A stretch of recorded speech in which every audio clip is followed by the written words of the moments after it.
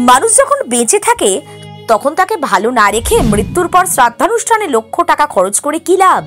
5,000 টাকা খরচ করলে যে মানুষটাকে আরেকটু বেশি দিন বাঁচিয়ে রাখা যেত, সেই মানুষটার মৃত্যুর পর 50,000 টাকা দিয়ে শ্রাদ্ধানুষ্ঠান হয়। একবার ভাবুন, তাহলে কি আমরা অত্যন্ত প্রয়োজনীয় এই কথাটা শুরুতে শব্দ বাক্যকে শেষ করতে দিল না, কারণ আমরা কি সত্যি মানুষ? এই প্রতিবেদনের শিরোনামে আশা রাখি আপনার কাছে গোটা বিষয়টা পরিষ্কার হয়ে গেছে। লাভ লোকসানের কথাটা শুরুতেই বলা হয়েছে কেন বলুন তো?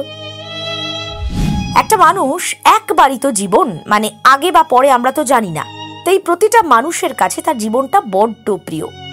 কথায় আছে, কবিতায় আছে, মরিতে চাহি না আমি সুন্দর ভুবনে। কে চায় মরে যেতে?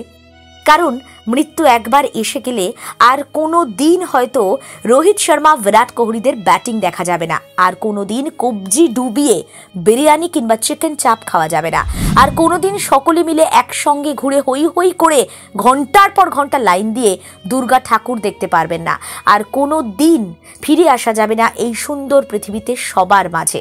কোনোদিন একসঙ্গে সেলিব্রেট করা যাবে না জন্মদিন কিংবা কোনো স্পেশাল অনুষ্ঠান। তাই কেউ চায় না চলে যেতে।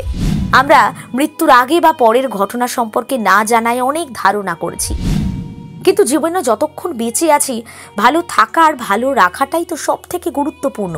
কিন্তু এখানেও জমা খরচের হিসেব করতে করতে জীবনের সঙ্গে ব্যবসা করা আমাদের অভ্যাসে দাঁড়িয়ে গেছে।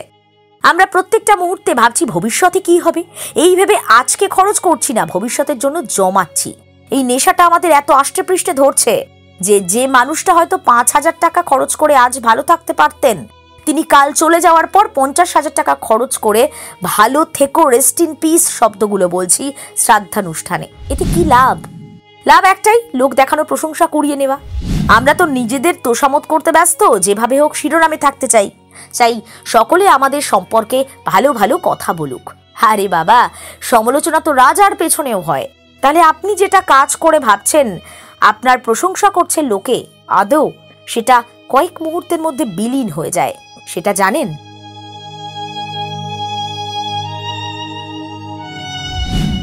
আপনি জানেন, বৃদ্ধ বাবা মাকে বৃদ্ধাশ্রমে রেখে এসে নতুন ফ্ল্যাটে ছেলে মেয়ে থাকে, আর মা বাবা গত হলে সেই শোকে ফেসবুকে স্ট্যাটাস দেয়।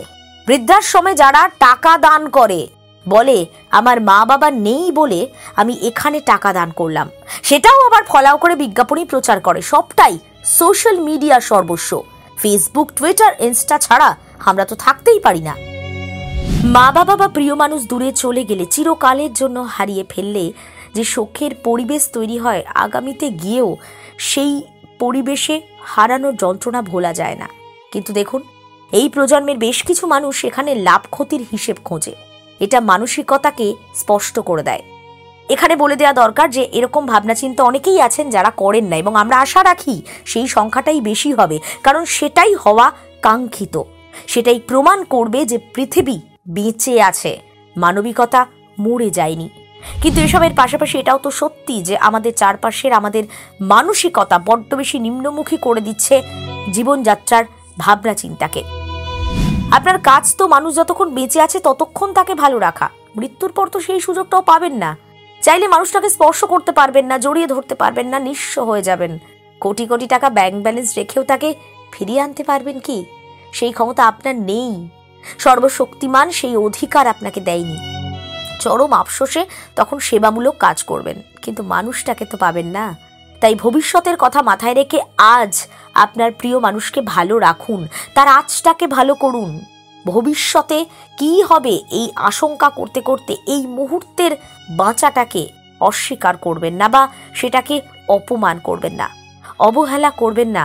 কাছের মানুষকে তার প্রতি যথেষ্ট সম্মান, প্রয়োজনীয় যা তার প্রাপ্য সেটা দিতে দ্বিতীয়বার ভাববেন না। তাতে যদি আপনার কিছুটা কম পাওয়া হয় তাতে ক্ষতি কি? ভবিষ্যতে অপরাধ বোধ তো কাজ করবে না। বিবেকের দংশনের থেকে বড় বৃদ্ধ হওয়ার জ্বালা আর কিচ্ছু নেই। তাই সেরকম পরিস্থিতি তৈরি হতেই দেবেন না। যতটুকু সুযোগ আছে, যা সুযোগ আছে সেটা দিয়ে মানুষ জীবিত অবস্থায় তাকে ভালো রাখুন। দেখতে থাকুন সাঁঝবেলা ডিজিটাল। সফর হোক স্বপ্নের।